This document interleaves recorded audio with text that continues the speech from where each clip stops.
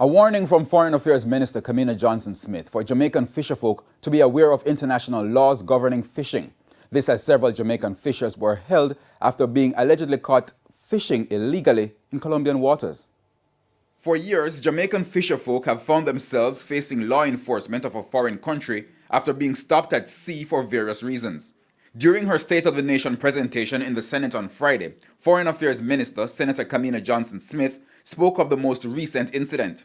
34 Jamaicans were arrested by Colombian law enforcement are now in Colombia seeking assistance to get home. We have engaged with the owner of the vessels and we are working with our embassy and our Colombian partners to process the crew for repatriation to Jamaica, as well as, of course, working with the, well, let me not say too much in that regard. I'll leave it at that and say that we are hopeful of a positive result. The fishers were stopped for allegedly fishing illegally in Colombian waters.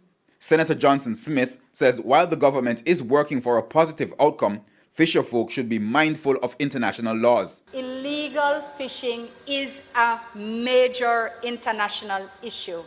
Vessels are seized. That's part of a judicial process. Crew is liable to be imprisoned.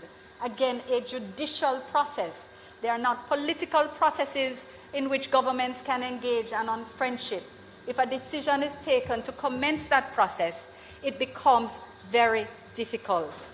I want to call on our boat owners and operators and the captains of these vessels to fish responsibly in our waters. In addition to the 34 Jamaicans in Colombia, there are 8 other non-nationals who say they are related to Jamaicans. They too are seeking assistance.